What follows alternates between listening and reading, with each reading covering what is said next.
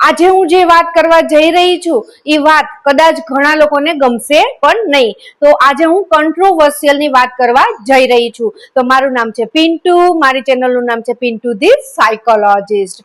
તો જ્યારે કંટ્રોવર્સિયલ ની વાત આવે છે કોઈ બી રિલેશનશિપની, અફેરની, બ્રેકઅપની કે કોઈ સોશિયલ મીડિયાનું સ્કેન્ડલ હોય ત્યારે તમે જોયું છે કે રાતોરાત એટલા બધા એક્સપર્ટ ઊભા થઈ જાય છે કે વાત જ ન પૂછો.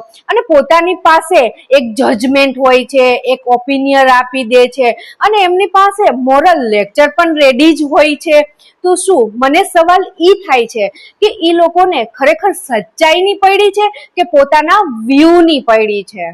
ઓપિનિયન આપવો ખોટો નથી, ડિસ્કસ કરવું ખોટું નથી, પણ જે કંટ્રોવર્સીને મોરાલિટીના સ્ટેજ પર મૂકીને લોકો જે વ્યૂ કમાય છે કે હું તો સમાજ સેવક છું, એ ખોટું છે. જ્યારે નેક્સ્ટ ટાઈમ આવી કોઈ કંટ્રોવર્સી થાય ત્યારે તમારે 2 મિનિટ માટે 1 મિનિટ માટે પોતાના જાતને પ્રશ્ન પૂછજો કે જે હું કરી રહ્યો છું એ બરોબર કરી રહ્યો છું.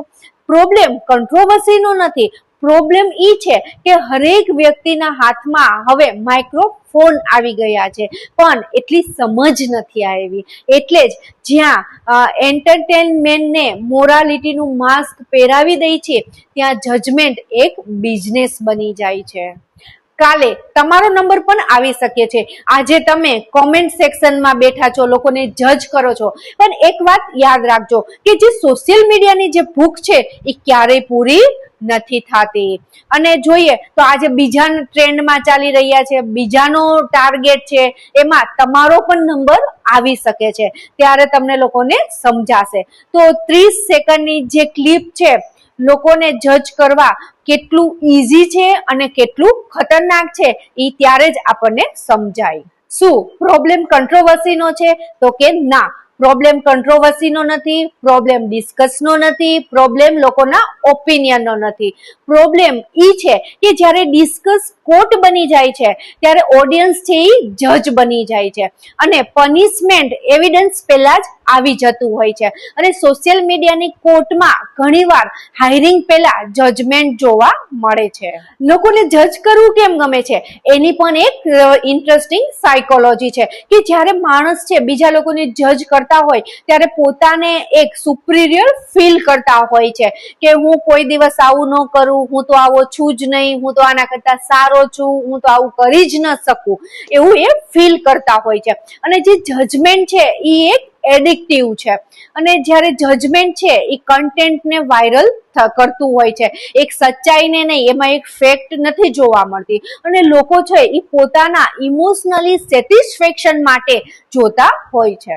સંસ્કાર કે કન્ટેન્ટ? તો સૌથી ઇન્ટરેસ્ટિંગ વાત એ છે કે દરેક કેરેક્ટરને આપણે સંસ્કાર સાથે જોડી દઈએ છીએ. લોકોના રિલેશનશિપના, અફેરના, લોકોની લાઈફસ્ટાઈલના, લોકોના બ્રેકઅપના દરેક વસ્તુને આપણે સંસ્કારમાં જોડી દેતા હોઈએ છીએ.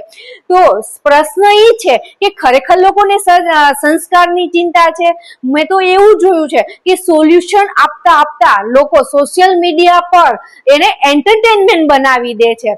તો જોઈએ તો કે મોરાલિટીની વાત જ્યાં થતી હોય તો મોરાલિટી તો એક બાજુ થઈ જાય છે અને લોકોને વાયરલમાં મોટિવેશન વધુ લોકો થતા હોય છે. એટલે આમાં ફરક સમજવો બહુ જરૂરી છે. શું સોશિયલ મીડિયા પર આઉટરેજ એક બિઝનેસ બની ગયો છે? તો કે હા, તમને થોડુંક બોરિંગ લાગશે, તમને ગુસ્સો પણ આવશે, પણ જોઈએ ત્યાં આઉટરેજ અને જ્યાં જજમેન્ટ હશે એ જ વાયરલ થશે. હું કહું છું કે આપણે જ્યારે કંટ્રોવર્સી હોય ત્યારે બંને સાઈડ સાંભળવું જોઈએ, પણ બધા બંને સાઈડ નથી સાંભળતા. અને જોઈએ જ્યાં શરમ નથી ત્યાં જ વ્યૂ આવશે, કમેન્ટ આવશે, શેર થશે.